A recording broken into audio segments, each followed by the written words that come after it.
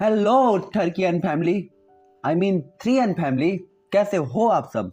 I hope कि आप सभी लोग एकदम फर्स्ट क्लास हो गए और आप सभी लोगों को फर्स्ट क्लास होना भी चाहिए। तो चलो आप लोग फटाफट से लाइक शेयर और सब्सक्राइब मार दो अभी के अभी, और हम एक्सप्लेन करना स्टार्ट करते हैं अपनी नोवेल को। तो पहले हम थोड़ा सा रिवाइज करते हैं पिछला एपिसोड, जैसा कि हम हमेशा करते हैं। तो हमने पिछले एपिसोड में देखा हुआ होता है कि जोयान अपने ग्रुप को लेकर आ जाता है कोर कैप्चरिंग बॉडी मिल्क को ढूंढने के लिए, और उसे जाना होता है बर्निंग फ्लेम वैली। लेकिन इस टाइम पे होते हैं जोयान के ग्रुप में 7 मेंबर्स। जहां तक लिंग बिंगजॉन और कियानियान की बात थी तो जियान ने उन्हें छोड़ दिया था ताकि लिंग बिंगजॉन कियानियान को अपनी ट्राइब पे छोड़ के आए। लिंग बिंगजॉन का मन बिल्कुल भी नहीं होता है, वो जियान के साथ जाना चाहती थी कि ऑब्वियसली क्योंकि जियान उसका समझदार हो। साथ ही कियानियान भी नहीं जाना चाहती थी क्योंकि भाई हुआ उसका समझदार हो। जिसके बाद हमने देखा था कि जॉन का ग्रुप ल्यूक कांग सिटी में गया था और वहां पे उन्हें एक रिटर्निंग एक्सपर्ट मिला था जो कि उन्हें अपने घर में रुकने के लिए कहता है और काफी सारी बातें करता है। जिसके बाद नेक्स्ट मॉर्निंग जॉन का ग्रुप उड़ने वाले पक्षी की तरफ जाता है ताकि वो एक्सट्रीम साउथ की तरफ जा सके जहां बर्निंग एसेंस वैली थी। हालांकि तभी आता है पॉइंट जो कि होता है काफी ज्यादा शॉकिंग, क्योंकि उस बंदे ने मांग लिए थे पैसे पर बंदे 300 रुपए, I mean 300 spirit coin stone. और ये देखकर जॉन काफी ज्यादा शॉक होता है और यही मैंने एपिसोड एंड कर दिया था। तो ये एपिसोड स्टार्ट होता है जस्ट वहीं से। अगर पिछला एपिसोड आपने नहीं देखा तो जाकर जरूर देखना। इस टाइम पे जॉन काफी ज्यादा शॉक तरीके से उसको देखते हुए कहता है ओल्ड मिस्टर आप। लेकिन तभी वो कहता है मिस्टर जियोयान आप मेरे लिव फैमिली में एक रात रहे हैं, आपने खाना खाया है जिसकी कीमत भी 200 स्पिरिट स्टोन पर पर्सन होती है, और जहाँ तक ओरिजिन ट्रांसफॉर्मेशन लेवल के फ्लाइंग बीस्ट की बात है तो 300 स्पिरिट स्टोन पर पर्सन। लेकिन क्योंकि हमारे बीच का रिश्ता काफी अच्छा है इसीलिए मैं रहने और खाने की कीमत को माफ करता हूँ। आपको केवल 2100 स्पिरिट स्टोन देने हैं उड़ने वाले पक्षी की कीमत को। इस टाइम पे ये कैलकुलेशन करते हुए काफी ज्यादा स्माइल भी कर रहा था, और जॉन जब उसके क्वेश्चंस को और उसकी बात को सुनता है तो काफी ज्यादा शौक होते हुए लुओजिन की तरफ देखता है। तो लुओजिन भी जियोयान को चिढ़ाते हुए स्माइल करने लगता है कि वास्तव में आज भी जियोयान को भी किसी ने लपेटे में ले लिया। हालांकि इस टाइम पे जियोयान ये सोच रहा था कि क्या लुओजिन स्पिरिट स्टोन को देने वाला है या नहीं, क्योंकि जियोयान के पास प्रेजेंट टाइम पे 2100 स्पिरिट स्टोन बिल्कुल भी नहीं होते। जियोयान के पास स्पिरिट स्टोन 1800 के आसपास थे, और अगर जियोयान अपने सारे ही स्पिरिट स्टोन का यूज कर ले तो भी ये उसके लायक नहीं थे। हालांकि जब लिटिल फेरी डॉक्टर की तरफ देखता है तो वो भी हंसे पे हंसे जा रही थी, क्योंकि उसने बहुत कम टाइम पे जियोयान की ऐसी सिचुएशन और ऐसे फेस इंप्रेशन देखे थे, इसीलिए वो चाहकर भी अपनी हंसी नहीं रोक पा रही थी। और उसी टाइम पे जियोयान भी सोचता है कि लिटिल फेरी डॉक्टर तो अभी अभी आई है, उसके पास स्पिरिट स्टोन कहाँ से होंगे। जहाँ तक बाई हुआ का सवाल था तो वो तो वैसे ही लिव फैमिली में रहता और खाता था, उसके पास तो स्पिरिट होने के सवाल ही नहीं उठते। इसलिए जॉन थोड़ा सा शौक होता है कि आखिरकार क्या किया जाए। लेकिन तभी म्यूलिंग अचानक आगे आता है और कहता है इसमें 2100 स्पिरिट स्टोन है, और इसके बाद एक स्टोरेज रिंग को लिया को तरफ बढ़ा देता है, और उसे ऐसा करते हुए देखकर जॉन काफी ग्रेटफुल तरीके से उसे देखता है। तभी म्यूलिंग काफी ज्यादा रिस्पेक्टेड तरीके से जॉन को स्माइल करता है और इसके बाद पीछे हट जाता है। और यहाँ पे झोताई भी अपने डिसाइबल को देखकर काफी ज्यादा शौक होते हैं कि वास्तव में ये इतनी बड़ी कीमत ऐसे ही देने को रेडी है। हालांकि लुइया तुरंत ही उन स्टोरेज रिंग में स्पिरिट स्टोन्स को गिनता है और इसके बाद कहता है इन सभी को उस जगह पर ले जाओ जहाँ पे मोड़ने वाला मैजिकल बीस्ट है। आखिरकार जो हाई रैंक के मैजिकल बीस्ट होते थे उन्हें अलग जगह पे रखा जाता था क्योंकि उन्हें कल्टीवेशन की जरूरत थी और वो अपनी पावर को बढ़ाते थे। साथ ही साथ वो ह्यूमंस की हेल्प करते थे लोगों को यहाँ से वहाँ छोड़ने में, और ह्यूमन हेल्प करते थे उनकी जरूरत की चीजें उन्हें देने में। इसीलिए एक दूसरे के बीच में कोऑर्डिनेशन काफी अच्छा बना हुआ था, वरना ये मैजिकल बीस्ट कभी भी किसी की भी बात नहीं सुनते थे। हालांकि इस टाइम पे जोयान के ग्रुप ने जिस बर्ड को किराए पे लिया होता है वो बिंड वल्चर बीस्ट था। साथ ही इसका बिहेवियर काफी ज्यादा सॉफ्ट था और स्पीड काफी ज्यादा तेज, इसीलिए काफी सारे लोगों की पहली चॉइस बिंड वल्चर बीस्ट ही होता था। हालांकि जैसे ही वो उस बीस्ट के सामने पहुंचते हैं तो उन्हें पता चलता है कि इसे बिंड वल्चर बीस्ट को पहले ही किसी ने किराए पर ले लिया है, और ये केवल एक ही ओरिजिन ट्रांसफॉर्मेशन क्लास का मैजिकल बीस्ट था। और क्योंकि अब सामने वाले ने इसे पहले ही ले लिया था तो लुइया कुछ कर भी नहीं सकता था। आखिरकार ये उनका बिजनेस था जो कि उन्हें फेयरली करना पड़ता था। हालांकि जोयान और लुओजिन काफी ज्यादा सरप्राइज होते हैं कि इस मैजिकल बीस्ट को जिसने किराए पर लिया था वो वही खूबसूरत लड़की थी जिसे उन्होंने पहले देखा था, और ये देखकर वो दोनों ही कहते ये वास्तव में वो है। और इसके बाद ब्लू स्कर्ट पहने एक प्यारी सी खूबसूरत सी लड़की उन्हें दिखाई देती है जो कि जमीन में उस मैजिकल बीस्ट के बगल में खड़ी हुई होती है, और उसके प्यारे से पिंक लिप्स प्यारी सी स्माइल पास कर रहे थे उस मैजिकल बीस्ट को देखकर। हालांकि वो जैसे ही जोयान और लुओजिन की नजरों को फील करती है तो तुरंत ही गुस्से में घूमती है, और उसके ऑरे को फील करके जोयान और लुओजिन दोनों के फेस इंप्रेशन काफी ज्यादा बदल जाते हैं। हालांकि ये लड़की काफी ज्यादा यंग थी और काफी ज्यादा क्यूट भी, लेकिन इसकी पावर और ऑरा पूरी तरीके से किलिंग इंटेंट ऑरा से भरा हुआ था, जिसके कारण कोई भी इसका फायदा उठाने के बारे में तो कभी भी नहीं सोच सकता था। हालांकि लुओजिन जो कि आमतौर पर काफी ज्यादा शांत रहता था, जब उसने इस क्यूट लड़की को देखा तो इस टाइम पे लुओजिन की जो हार्ट बीट थी वो काफी ज्यादा बढ़ गई होती है। हालांकि तभी उन दोनों के पीछे नाराजगी से डांटने की आवाज आती है, जिसके बाद जोयान और लुओजिन तुरंत ही खुद को कंट्रोल करते हैं क्योंकि ये लिटिल फेरी डॉक्टर की आवाज थी। इसीलिए वो तुरंत ही अपनी नाक को रगड़ते हैं और इसके बाद एक दूसरे के लाल चेहरे को देखकर तुरंत ही उस सामने वाली लड़की को ग्रीट करते हैं और कहते हैं, मिस, हम दोनों को आपको ठेस पहुंचाने का कोई इरादा नहीं है। हम पूछना चाहेंगे कि क्या ये उड़ने वाला जानवर आप हमें देने को तैयार है। तभी वो लड़की कह देती है नहीं, और इसके बाद उन दोनों को देखकर इग्नोर करती है, फिर लिटिल फेरी डॉक्टर को देखती है, जिसके बाद उस बीस्ट के ऊपर बैठकर कुछ भी कहे बिना तुरंत ही हवा में उड़ जाती है और देखते ही देखते उनकी नजरों से गायब भी हो जाती है। ये देखकर जायंट एप तुरंत ही कहता है, अब हमें क्या करना चाहिए, अब हम केवल धीमे उड़ने वाले मैजिकल बीस्ट को ही चुन सकते हैं। आखिरकार जायंट एप एक मैजिकल बीस्ट था और वो लो लेवल के मैजिकल बीस्ट को बिल्कुल भी पसंद नहीं करता था। हालांकि जुआन के ग्रुप के पास कोई दूसरा रास्ता भी नहीं था क्योंकि लिटिल फेरी डॉक्टर और म्यूलिंग के लिए वे केवल यही कर सकते थे। हालांकि उसी टाइम पे लिू चांग सेंग, जो कि लिया के बगल में थे, तुरंत ही कहते हैं, वास्तव में अभी भी एक ओरिजिन ट्रांसफॉर्मेशन लेवल के उड़ने वाले मैजिकल बीस्ट हैं, लेकिन, और इसके बाद वो थोड़ा सा झिझकता है। तभी जुआन तुरंत ही कहता है, क्या आपके पास अभी भी एक ओरिजिन ट्रांसफॉर्मेशन लेवल का उड़ने वाला मैजिकल बीस्ट है? फिर आपने ऐसा क्यों कहा कि ये आखिरी था? तभी लिू चांग सेंग तुरंत ही कहता, मिस्टर जियोयान, एक मैजिकल बीस्ट है तो, लेकिन उसने कई साल पहले ही लोगों को ले जाना बंद कर दिया है। ये देख के जुआन तुरंत ही कहता है, ओह ऐसा क्यों, क्या वो पुराना हो गया है? और अगर वो ओल्ड हो गया है तो वास्तव में उसे रिस्पेक्ट देनी चाहिए। ये सुनकर लिू चांग सेंग तुरंत ही कहता है, ऐसा नहीं है, बल्कि वो साथ ही थोड़ा जिद्दी है, यहाँ तक कि मैं भी अपनी पावर के साथ उसे कंट्रोल नहीं कर पा रहा। साथ ही हमारी लिू फैमिली में उसके फादर का एक एहसान है और यही एक वजह है कि हमने उसे अभी तक अपने साथ रखा है। ऐसा नहीं है मिस्टर जियोयान कि मैं आपकी मदद नहीं करना चाहता, लेकिन उसे कोई कंट्रोल नहीं कर सकता। हालांकि लिू चांग सेंग और कुछ बोलने ही वाला था, तभी लुया उसे बीच में ही रोक देता है और एक कड़वी स्माइल पास करता है। वास्तव में एक रिटर्नेंस लेवल के एक्सपर्ट एक ओरिजिन ट्रांसफॉर्मेशन लेवल के मैजिकल बीस्ट को ना रोक पाए। अगर ये बात बाहर फैल जाती तो सभी लोग उसके ऊपर हंसते,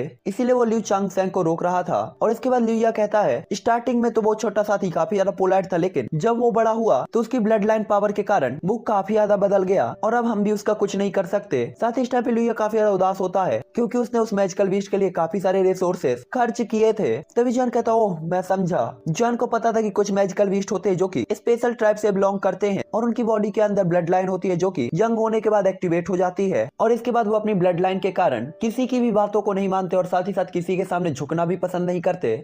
इसीलिए जुआन कहता, मुझे देखना चाहिए, क्या आप मुझे देखने दे सकते हैं कि वो कौन है? जुआन को पता था कि अगर उससे मैजिकल बीस्ट के पास एक ब्लड लाइन है तो उसे हाई रैंक का मैजिकल बीस्ट होना चाहिए और अगर जुआन उसे अपने बस में कर सकता है तो साथ ही साथ उसकी स्पीड भी काफी तेज होगी और जुआन काफी जल्दी ही एक्सट्रीम साउथ सिटी तक पहुंच जाएगा। जुआन की बात को सुनकर लुया काफी ज्यादा शौक होता है, लेकिन तुरंत ही जुआन को लेकर वहाँ पे चला जाता है। आखिरकार उसके हाथ में अभी भी स्पिरिट स्टोन थे जो कि वो जुआन को वापस लौटाना नहीं चाहता था। बहुत जल्दी वो एक सुरंग के साथ वैली के अंदर एंटर हो जाते हैं और वहाँ पे एक वाले मैजिकल बीस्ट को देखते हैं जिसे लुइया ने कहा था। वहाँ पे जुआन देख सकता था कि चारों तरफ काफी सारे स्पिरिट स्टोन का ढेर लगा हुआ है। हालांकि इनके अंदर की एनर्जी पूरी तरीके से गायब हो गई है, लेकिन कोई भी इससे ये अंदाजा लगा सकता था कि लियू फैमिली ने इस मैजिकल बीस्ट के ऊपर कितनी सारी चीजों को इन्वेस्ट किया था। जिसके बाद जोयान की नजर एक काफी जायंट मैजिकल बीस्ट पर पड़ती है जो कि गुफा के बीच में धूप में लेटा हुआ होता है और उसकी पूरी बॉडी में ब्लड रेड फेदर होते हैं जो कि सनलाइट के सामने बिल्कुल जलती हुई फ्लेम की तरह दिखाई दे रहे थे। हालांकि इस जायंट फ्लाइंग बीस्ट की आंखें बंद होती है, लेकिन इसके अंदर से ऑरा काफी ज्यादा बियर्ड था। साथ ही इस बर्ड के सिर पर गोल्डन फेदर का एक क्राउन जैसा भी कुछ होता है जो कि सनलाइट में काफी ज्यादा शाइन हो रहा था। ये देखकर जॉन तुरंत ही कहता है ये तो ब्लड फ्लेम बर्ड है और इसके बाद सभी लोग तुरंत ही पहचान जाते हैं कि मैजिकल बीस्ट के ट्राई में ब्लड फ्लेम बर्ड का भी दर्जा काफी ऊंचा है। यहाँ तक कि अपने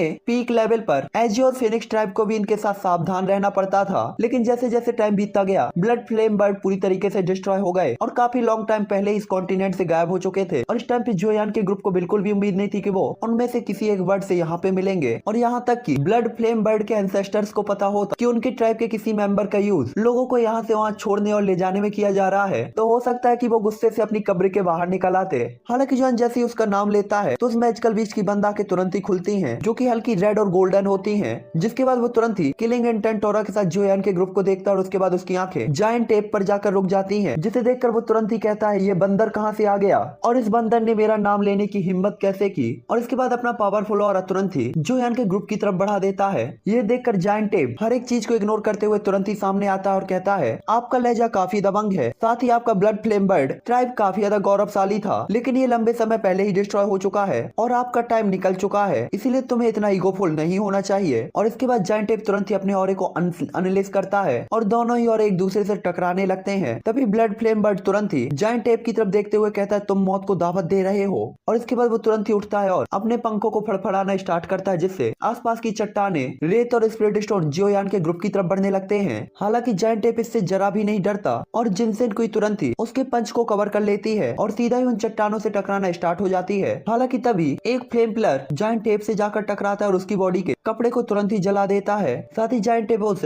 पिलर के कारण उड़ता हुआ काफी दूर तक जाता है, लेकिन ब्लड फ्लेम बर्ड अभी तक रुकने की कोशिश नहीं करता और तुरंत ही उसके कुछ फेदर जो कि फ्लेम की तरह जल रहे होते हैं जायंट एप की तरफ बढ़ने लगते हैं। हालांकि तभी अपना टर्की वहां पे अपेयर होता है और हेवी जॉन रूलर के साथ उन सभी को डिस्ट्रॉय कर देता है और इसके बाद फ्लेम बर्ड की तरफ देखते हुए कहता है, इसे आप मेरा ग्रीड समझ सकते हैं अपने आप के लिए, अब मैं केवल उम्मीद करता हूँ कि आप मेरे साथ कोऑर्डिनेट करेंगे। और इसके बाद जॉन तुरंत ही हैवी जॉन रूलर को स्टोरेज रिंग में रख लेता है। ये देखकर ब्लड फ्लेम बर्ड तुरंत ही कहता है, ह्यूमन क्या तुम वास्तव में दूसरों के काम में दखल देना चाहते हो? हालांकि इस टाइम पे जोयान से वो थोड़ा सा डरा हुआ भी था, क्योंकि उसे पता था कि उसके सामने वाला पर्सन रिटेंडेंस लेवल पर है और ये कोई ऐसा पर्सन नहीं था जिसके साथ वो फाइट कर सके। हालांकि उसे पता था कि जोयान यहाँ पे उसकी मदद लेने के लिए आया है तो उसे मारेगा तो नहीं। साथ ही यहाँ पे लुइया और बाकी लोग भी मौजूद हैं, इसीलिए उसे डरने की कोई जरूरत नहीं थी। हालांकि तभी जोयान उसकी तरफ देखते हुए कहता है, वो मेरा दोस्त है और अगर तुम उसे नुकसान पहुंचाओगे तो मुझे तुम्हें रोकना ही होगा। हालांकि जोयान की बात को सुनकर ब्लड फ्लेम बर्ड अचानक अपनी जगह से गायब होता है और जोयान के सामने अपेयर होता है और जोयान के ऊपर अटैक करता है, लेकिन उसका अटैक जो कि जोयान की फिजिकल स्ट्रेंथ के साथ भी जोयान को हेवली इंजर्ड कर सकता था, सिर्फ खाली हवा में हुआ होता है, क्योंकि जोयान वहां से गायब हो गया था। इसीलिए वो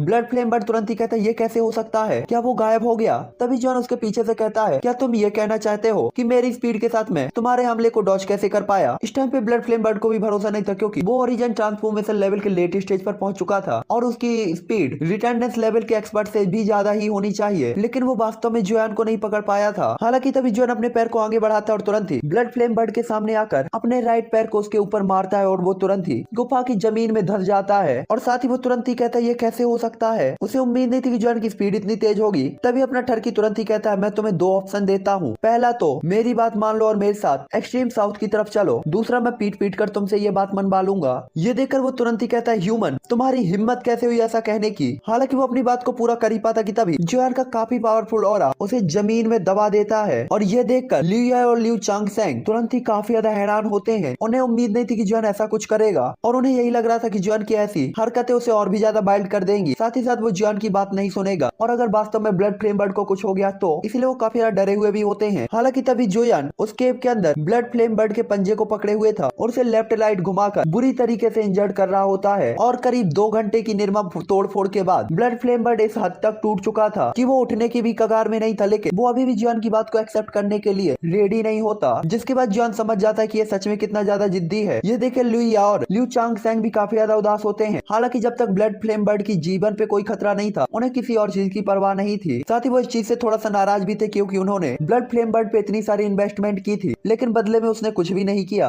हालांकि तभी जोयान कहता है, तो अंत में आप अभी भी हमारा सहयोग नहीं करेंगे? और इस टाइम पे जोयान के दिल में सच में कुछ गुस्सा होता है। तभी वो मैजिकल बीस्ट कहता है, अगर तुम में दम है तो दादा को मार डालो, वरना ये दादा तुम्हें मार डालेगा। तभी जोयान कहता है, क्योंकि मैं तुम्हें मार नहीं सकता और तुम मेरे साथ कोऑर्डिनेट नहीं कर रहे, तो केवल एक ही रास्ता बचता है, जायंट टेप आओ और इसे दबाओ, मैं आज इसके सारे पंख तोड़ डालूंगा। जोयान की बात को सुनकर जायंट टेप तुरंत ही अपने ओरिजिनल फॉर्म में आता है और तुरंत ही अपने हाथ से फ्लेम बर्ड को पकड़ लेता है और इसके बाद तुरंत ही कहता है, इन पंखों के बिना तुम में और एक मुर्गे में क्या अंतर है? और धड़ाधड़ उसके ऊपर 2-3 पंच बरसाता है और अब तक फ्लेम बर्ड ने भी अपनी लगभग पावर को खो ही दिया था और वो बोलना तक उसे काफी ज्यादा मुश्किल लग रहा होता है, जबकि पीछे लुइया थोड़ी सा डरा हुआ होता है। हालांकि लुइया उसे खुद पीटना चाहता था, क्योंकि उसने उसके काफी रिसोर्सेस यूज किए और अगर ये लिu फैमिली के एंसेस्टर के कारण नहीं होता तो उसने कब का इसे पीट कर बाहर भगा दिया होता। हालांकि इस टाइम पे जोयान और हेवन रीचिंग जो जायंट टेप होता है वो काफी खतरनाक तरीके से फिजिकल स्ट्रेंथ के साथ इसे चोट पहुंचा रहे थे, ना कि इसे मार रहे थे। हालांकि इतने पीटे जाने के बाद भी जब वो वर्ड कोई भी रिएक्शन नहीं देता तो जोयान तुरंत जायंट एलिफेंट स्किल को एक्टिवेट करता है और उसके सामने अपेयर होके उसके सिर के वो चमकदार क्राउन वाले कुछ पंखों को मुट्ठी भर थे जो पकड़ लेता है और इसके बाद जोयान तुरंत ही कहता है, मैं आखिरी बार पूछूंगा, क्या तुम मेरे साथ चलोगे या मैं तुम्हारे ये पंख निकाल लूं? हालांकि जोयान को पता था कि अगर वो ऐसा करेगा तो ली फैमिली के लोग नाराज होंगे। और इस टाइम पे लुइया ने भी अपनी जिनसेनकुई को एक्टिवेट कर रखा था क्योंकि वो बिल्कुल भी नहीं चाहता था कि जोयान उसके साथ ऐसा कुछ करे। हालांकि तभी ब्लड फ्लेम बर्ड तुरंत ही कहता है ये तुम्हारी हिम्मत कैसे हुई। हालांकि वो अपनी बात पूरी कर पाता कि तभी जोयान अपनी पकड़ को और बढ़ा देता है जिससे उसके पंख उखड़ने लगते हैं और उसे पेन होने लगता है। ये देखकर ब्लड फ्लेम बर्ड तुरंत ही कहता है नहीं नहीं नहीं, तुम मेरे विंग्स नहीं निकाल सकते। तभी जोयान कहता है तो तुम मुझे एक्सट्रीम साउथ लेकर जाओगे या नहीं। जैसे ही ब्लड फ्लेम बर्ड ये फील करता है कि जोयान उसके क्राउन को बाहर निकालने वाला है तो तुरंत ही उसे काफी ज्यादा डर लगता है क्योंकि ब्लड फ्लेम बर्ड की रेज में आखिरकार ये क्राउन ही उनकी रेपुटेशन और प्राउड का सिंबल था और अगर जोयान इसे ही निकाल लेता तो वो अपना सब कुछ खो देता, जो कि वो एक्सेप्ट करने को तैयार नहीं था। हालांकि वो तुरंत ही कहता तुझे मैं, और जोयान अपनी और पावर बढ़ाता है और अगर जोयान यहाँ पे अब थोड़ी और पावर बढ़ा देता तो वो गुच्छा तुरंत ही जोयान के हाथ में आ जाता और इसके बाद जोयान तुरंत ही कहता है एक्सट्रीम साउथ। और जोयान की ये बात सुनकर वो काफी ज्यादा डर जाता है और इसके बाद कहता ठीक है मैं आपसे वादा करता हूँ कि मैं आपको एक्सट्रीम साउथ में लेकर जाऊंगा। ये सुनकर जोयान के चेहरे पे स्माइल आ जाती है और वो राहत की सांस लेता है क्योंकि अभी भी उसके चेहरे पर पसीने की काफी सारी बूंदें थी। जिसके बाद वो तुरंत ही जायंट टेप को उसे एक तरफ फेंकने के लिए कहता है और इस टाइम पे लुइया जो कि अपनी जिनसेनकुई को एक्टिवेट किए हुए था धीरे धीरे शांत होता है और इसके बाद जोयान सबकी तरफ देखते हुए कहता है हर कोई चलने के लिए तैयार हो जाओ। हालांकि ब्लड फ्लेम बर्ड को तो पीटा गया था लेकिन उसकी बॉडी में कोई ज्यादा चोट नहीं थी और क्योंकि अब जोयान की रिक्वेस्ट उसने एक्सेप्ट कर ली थी इसलिए तुरंत ही सभी लोग जो यार उसे ब्लड फ्लेम बर्ड की पीठ में बैठते हैं और ब्लड फ्लेम बर्ड तुरंत ही साउथ डायरेक्शन की तरफ उड़ जाता है। तभी लुइया भी गहरी सांस लेते हुए कहता है कम से कम उसे कुछ नहीं हुआ, अगर उसे कुछ हो जाता तो मैं वास्तव में फादर को कैसे समझाता। और इसके बाद वो तुरंत ही कहता है ये जोयान ये कोई नॉर्मल नहीं है, इसकी स्पीड पावर फिजिकल स्ट्रेंथ सब मुझसे काफी ज्यादा पावरफुल है और ये इतना ज्यादा यंग है। मैंने कभी नहीं सोचा था कि साउथ के अंदर ऐसा कोई भी होगा। यहाँ पे लिu चांगसेंग जब अपने एंसेस्टर यानी अपने फादर की ऐसी बात को सुनता है तो काफी ज्यादा शौक होता है कि वो भी जोयान का सामना नहीं कर सकते। तभी लुइया कहता है तुम्हें जोयान से दूर रहना चाहिए क्योंकि उसकी फाइट सी क्लाउड पैलेस के साथ चल रही है और सी क्लाउड पैलेस के पीछे कुछ ना कुछ जरूर पावरफुल है वरना वो इतनी ज्यादा स्पीड के साथ साउथ रीजन के अंदर कब्जा करना स्टार्ट नहीं करते। और तुम्हें ये भी पता होना चाहिए कि इस कॉन्टिनेंट के अंदर काफी सारे रिटर्निंग लेवल के एक्सपर्ट हैं। हालांकि जोयान टैलेंटेड है लेकिन हम उसके साथ जुड़कर अपनी लिu फैमिली के साथ जुआ नहीं खेल सकते। और इसके बाद वो लिu सिंगचैंग को समझाते हैं और तुरंत ही लिu फैमिली की तरफ चले जाते हैं। पलक झपकते ही लिu कैंग सिटी को छोड़े हुए 2 दिन बीत जाते हैं और जोयान फ्लाइंग बीच पे बैठे हुए बहुत आराम से जा रहा था। साथ ही एक ओरिजिन ट्रांसफॉर्मेशन लेवल का मैजिकल बीस्ट शायद कुछ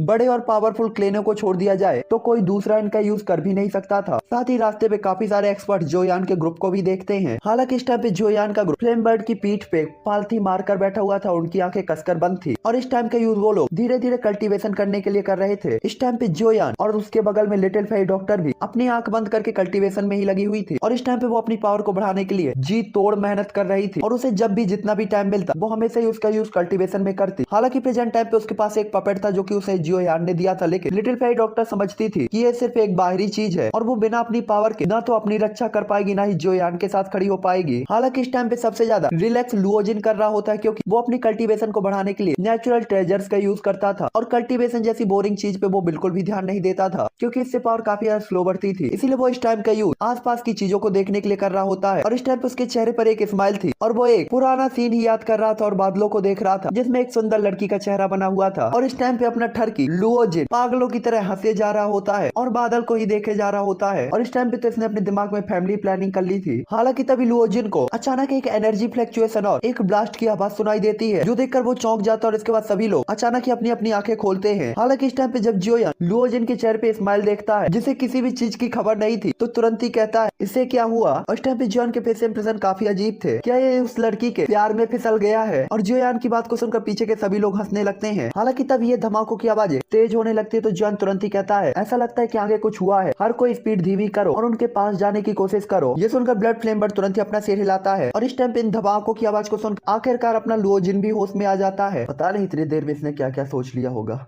हालांकि इस टाइम पे जोयान के ग्रुप ने यहाँ से निकलने के बारे में सोचा होता है लेकिन तभी लुओजिन तुरंत ही गुस्से में कहता है सीधे उस फाइटिंग एरिना की तरफ चलो जहाँ ये फाइट हो रही थी। जोयान जैसे ही उसकी बात को सुनता है तो काफी ज्यादा हैरान होता है क्योंकि उसने कभी भी लुओजिन को ऐसे रिएक्ट करते हुए नहीं देखा था। आमतौर पर तो लुओजिन काफी ज्यादा अलर्ट रहता था, वो वास्तव में आज ऐसे रिएक्ट क्यों कर रहा था और डायरेक्ट फाइटिंग एरिना की तरफ जाने को कह रहा था। हालांकि जोयान हैरान तो था लेकिन अगर लुओजिन ने ऐसा कहा था तो वो बिल्कुल भी शक नहीं करता और जाने देता है। हालांकि जैसे ही ब्लड फ्लेम बर्ड वहाँ पे एरिना में पहुंचता है आसमान में जहाँ फाइट हो रही थी। तो धीरे धीरे क्लाउड साफ होते और इसके बाद वहाँ पे 4 लोग दिखाई देते हैं और उन 4 में से 3 ब्राउन कलर के कपड़े पहने हुए एल्डर थे और जबकि दूसरी एक प्यारी सी यंग लड़की होती है जिसने ब्लू कलर की लॉन्ग ड्रेस पहनी थी। हाँ, इसीलिए साला गुस्सा हो गया था। जॉन ये देखकर काफी ज्यादा हैरान होता है कि ये वही लड़की थी जो उन्हें पहले वैली के अंदर मिली थी। जिसके बाद जॉन तुरंत ही कहता है ये तो इसकी वाली है और इसके बाद तुरंत ही लुओ जिन की तरफ देखता है। तभी वो तीनों ब्राउन कलर के कपड़े पहने हुए एल्डर जो कि हाफ एजेड थे उस लड़की की तरफ देखते हुए कहते हैं, लड़की मैं तुम्हें सलाह दूंगा कि तुम अब और ज्यादा फाइट ना करो। अगर तुम यहाँ से जिंदा जाना चाहती हो तो अपनी स्टोरेज रिंग और ये उड़ने वाला मैजिकल बीस्ट हमें दे दो, वरना तुम हमें दोष नहीं दे सकती। और साथ ही साथ उन तीनों हाफ एजेड मैन के पीछे उनकी जिनसन कोई तैर रही होती है जो कि काफी सारे पावरफुल डू स्किल्स के साथ उस लड़की के ऊपर अटैक कर रही थी। ये देखकर वो लड़की तुरंत ही कहती है, नाली के कीड़ों अगर तुम तीनों एक साथ अटैक नहीं करते तो आप में से कोई भी मेरे लिए मैच नहीं होता। इस टाइम पर उस लड़की की बॉडी से उसकी जिनसन कोई तेजी से खत्म हो रही होती है और इन सभी से लड़ने के लिए उसके हाथ में केवल क्रिस्टल क्लियर लॉन्ग स्वॉर्ड होती है जिसे वो अपनी लॉन्ग स्वॉर्ड में जिनसन कोई के साथ फ्यूज करके उनके डू स्किल्स के साथ अटैक कर रही थी और उनसे बच रही थी। तभी वो तीनों कहते हैं, हमारे पास ये एक्सेप्ट करने के अलावा कोई ऑप्शन नहीं है कि आपकी फाइटिंग पावर सच में काफी अच्छी है और हम तीनों भी आपका कंपैरिजन नहीं कर सकते। हालांकि इस टाइम पे आप हम तीनों का सामना एक साथ कर रही हैं, इसीलिए हमने जो कहा है उसे आपको एक्सेप्ट कर लेना चाहिए। और इसके बाद उनके चेहरे पे इविल स्माइल आ जाती है और इस टाइम पे वो लड़की काफी ज्यादा सीरियस थी उन तीनों के अटैक के सामने और उसके माथे से पसीने की बूंदें टप टप टप टप गिर रही होती हैं। साथ ही उसकी जिनसन कोई आधे से ज्यादा खत्म हो चुकी थी जिसके कारण उसे पता था वो और ज्यादा देर तक सर्वाइव नहीं कर पाएगी। हालांकि तभी उनमें से एक पर्सन तुरंत ही उस लड़की के ऊपर अटैक करता है जिसे वो लड़की रोकती तो है लेकिन पावरफुल फोर्स के कारण उसके मुंह से तुरंत ही ब्लड बहने लगता है और एक दबी हुई कराह के साथ वो तुरंत ही कहती है, गो टू हेल। और इसके बाद जब वो खुद को कंट्रोल करती है तो देखती है कि बाकी के 2 लोग पहले ही उसके सामने आ चुके थे और अब उसके पास डॉज करने का बिल्कुल भी टाइम नहीं था और अगर वो रोकने की कोशिश करती है तो हैविली इंजर्ड हो जाएगी। इसलिए वो तुरंत ही अपनी जिनसन कुई को क्रिएट करके तुरंत ही एक शील्ड में फॉर्म करने लगती है। तभी अचानक आवाज आती है, मैं कहता हूँ कि आप तीनों ओरिजिन ट्रांसफॉर्मेशन लेवल के एक्सपर्ट और हर कोई आपकी काफी रिस्पेक्ट करता, लेकिन किसने सोचा होगा कि आप एक अकेली लड़की पर ग्रुप के साथ अटैक करेंगे। आपने अपनी रिस्पेक्ट खो दी। और इसके बाद उन दोनों के बीच में और उस लड़की के सामने एक ह्यूमन फिगर अपीयर होती है जो कि उन दोनों के पंच को पकड़ लेती है और इसके बाद उन दोनों ही लोगों को उड़ते हुए वापस पहाड़ की तरफ भेज देती है और उन्हें पीछे धकेलने के बाद वो पर्सन तुरंत ही पीछे मुड़ता है और उस लड़की को एक प्यारी सी स्माइल के साथ देखता है, मिस हम फिर मिलते हैं। और ये जो बंदा था ऑब्वियसली अपना ठरकी लुओ जिन था। साला पहले ठरकी राइटर एक लड़की इंट्रोड्यूस नहीं करा पाया था, हमें लुओ जिन और जियो यान से काम चलाना पड़ा था 400 चैप्टर तक और अब पता नहीं राइटर के साथ क्या हो गया है। लुओ जिन तक की लव स्टोरी हम लोग को दिखा रहा है जबकि जियो यान लीड कैरेक्टर है। चलो आगे। इस टाइम पे जो यान ने आगे बढ़ने का सोचा था लेकिन लुओजिन उससे पहले ही निकल चुका था और इस टाइम पे लुओजिन के जो अटैक थे और भी ज्यादा खतरनाक थे। जिसके बाद वो जैसे ही लुओजिन को लड़की देखती है तो वो तुरंत ही कहती है, ये तुम हो, इसका मतलब है। और इसके बाद वो जैसे ही अपने सिर उठाकर इधर उधर किसी को ढूंढती है तो तुरंत ही अपना ठरकी जो कि नीचे के 2 लोगों को एक बार और पीट रहा होता है उसे दिखाई देता है। ये देखकर वो काफी ज्यादा डर जाती है और वो कुछ बोल ही नहीं पा रही थी। तभी अपना ठरकी कहता है, मैंने कभी नहीं सोचा था कि मैं आपको इतनी विशाल दुनिया में तीसरी बार देख पाऊंगा। मुझे कहना होगा कि हम वास्तव में किस्मत वाले हैं। इस टाइम पे जियोयान की बात को सुनकर लिटिल फेरी डॉक्टर भी तुरंत उसके बगल में आ जाती है और इस टाइम पे उस लड़की को देख रही थी और उसके चेहरे पे स्माइल तो होती है लेकिन वो इस लड़की को देखकर खुश बिल्कुल भी नहीं थी क्योंकि जिस लड़की को जियोयान देखे वो लिटिल फेरी डॉक्टर को पसंद आ ही नहीं सकती। और लिटिल फेरी डॉक्टर को देखकर वो लड़की तुरंत ही हंसती है और इसके बाद उसकी आंखें जियोयान की तरफ जाती है और वो कहती है, तुम जरूर जियोयान हो, तुम्हारी बॉडी से मैं उनके ऑरे को फील कर सकती हूँ। उसकी बात को सुनकर जॉन काफी ज्यादा हैरान होता है कि दूसरी पार्टी वास्तव में उसका नाम जानती थी। हालांकि तभी वो लड़की नीचे जाकर फॉर्मेशन में फंसे हुए विंड वल्चर वर्ड को आजाद करती है और इसके बाद वापस से आसमान में आ जाती है। हालांकि तभी जॉन उससे पूछता है, आपको मेरा नाम कैसे पता और आखिरकार आप किसके बारे में बात कर रही थी, मेरी बॉडी से किसका ऑरा फील हो रहा है। और इसके बाद जॉन तुरंत ही उसके विंड वल्चर वर्ड को ब्लॉक कर देता है और उसके सामने आ जाता है। तभी वो लड़की कहती है, मेरे बारे में मुझे लगता है कि हम बहुत जल्दी फिर से मिलेंगे और मुझे लगता है कि इसके लिए अगर आप मेरे बारे में जानना चाहते हो तो आपको किसी और से बेहतर जानना चाहिए, कोई और है जो आपको बेहतर बता सकता है। उस टाइम वो लड़की एक मिस्टीरियस स्माइल के साथ स्माइल कर रही थी और उसकी आंखें सिर्फ जियोयान पर ही टिकी हुई थी और वो तुरंत ही अपने चेहरे से ब्लड के निशान को पोंछते हुए एक मेडिसिनल पिल को खाती है और इसके बाद आगे जाने के लिए अपने विंड वल्चर को ऑर्डर देती है। हालांकि तभी लिंगबिंग लुओजिन उसके सामने आते हुए कहता है, मिस मैंने अभी अभी तुम्हारी जान बचाई, तुम्हारे लिए ऐसे जाना क्या गलत नहीं है। ये सुनकर वो लड़की तुरंत ही टेढ़ी नजरों से लुओजिन की तरफ देखते हुए कहती है, क्या मैंने तुमसे कहा था कि तुम आओ और मेरी जान बचाओ। उसकी बात को सुनकर लुओजिन थोड़ा सा उदास होता है और उसे जो कुछ भी कहना था वो तुरंत ही अपने बॉडी के अंदर उन वर्ड्स को सील कर लेता है। हालांकि तभी वो विंडिवल्चर धीरे धीरे आगे बढ़ता है कि जॉन एक बार उसे फिर रोकता है और इसके बाद जॉन तुरंत ही अपने ऑरे को चारों तरफ स्प्रेड करता है और कहता है, मिस मेरा मतलब आपको कोई नुकसान पहुंचाना नहीं है। मुझे उम्मीद है कि आप जो कुछ भी कह रही हैं उसे मुझे समझा सकती हैं। उससे आपका क्या मतलब था और आप कौन हैं? हालांकि जॉन के वर्ड से वो लड़की पूरी तरीके से शांत रहती है और इसके बाद कहती है, मुझे पता है कि तुम पावरफुल हो, लेकिन तुम्हारे लिए मुझे रोकना अभी भी इम्पॉसिबल है, मतलब आसान नहीं है। ये सुनकर जॉन तुरंत ही कहता है, ओह क्या ऐसा है? हालांकि जॉन कुछ कहने ही वाला था कि तभी अचानक जॉन देखता है कि एक काफी स्पीड के साथ आइस नीडल जस्ट उसके सामने आ गई है और केवल 1 इंच ही दूर है। तभी वो लड़की कहती है, क्या आपके टीचर ने आपको ये नहीं सिखाया कि अपने ओपोनेंट को कभी भी कम नहीं आंकना चाहिए? और इसके बाद जॉन के सामने तैरता वो आइस नीडल तुरंत ही गायब हो जाता है और इस टाइम पे जॉन तुरंत ही काफी ज्यादा सोचने लगता है कि इस लड़की ने क्या अभी ग्रेट वे की पावर को यूज किया है। जिसके बाद जॉन तुरंत ही समझ जाता है कि ये लड़की अपनी पावर को काफी ज्यादा कंप्रेस कर रही है और दबा रही है और वो ऐसा इसलिए कर रही थी ताकि आगे जब उसकी पावर बढ़े तो ये काफी ज्यादा अच्छी हो, क्योंकि इतनी ज्यादा पावर को कंप्रेस करने के कारण जब पावर बढ़ेगी तो उसकी स्पीड काफी ज्यादा खतरनाक होगी। और ये सोचकर जॉन काफी ज्यादा चौंक जाता है क्योंकि ये तरीका आम लोगों से पूरी तरीके से अलग था। इस टाइम पे जॉन काफी कंफ्यूज भी होता है इस लड़की को देखकर, क्योंकि अगर ये मारना चाहती तो जॉन को 1 सेकंड में मार सकती थी। इसलिए जॉन हल्का सा डर भी फील करता है और अपने ऑरे को तुरंत ही वापस ले लेता है और उसे जाने के लिए रास्ता छोड़ देता है। तभी वो लड़की भी आगे बढ़ जाती है और जॉन उसे काफी ज्यादा अजीब तरीके से देख रहा था कि आखिरकार ये है और उसने ऐसा क्यों कहा कि हम जल्द ही फिर मिलेंगे, इसका मतलब क्या था? जोयान इस लड़की को लेकर काफी ज्यादा क्यूरियस होता है। तभी अचानक आवाज आती है, जोयान याद रखना मेरा नाम ली बिंगरुई है, हम फिर जरूर मिलेंगे। और ये उसी लड़की की आवाज होती है जो कि काफी दूर से जॉन को चिल्ला के अपना नाम बताती है और जॉन तुरंत इस नाम को 2 से 3 बार तक याद करता है, जबकि लुओ जिन उसी डायरेक्शन को ही देखे जा रहा था जहाँ पे ली बिंगरुई अभी अभी गई थी। और इस टाइम पे वो थोड़ा सा नाराज भी होता है क्योंकि उसने याद किया था कि इस लड़की ने वास्तव में जोयान के ऊपर अटैक करने की हिम्मत की थी। देख रहे हो, लुओ जिन के लिए भाई से बढ़ के बंदी नहीं है। वो बंदा पूरी जर्नी में इसी लड़की के बारे में सोचते हुए आया है, लेकिन जैसे ही उसने देखा कि इस लड़की ने जोयान पर अटैक किया, निकल। और एक तुम लोग हो, तुम लोगों से एक कमेंट नहीं होता ना, तो तुम लोग लाइक करते। अरे थोड़ी मेहनत कर लिया करो इस भाई के लिए जो मैं मेहनत कर रहा हूँ ठरकियों।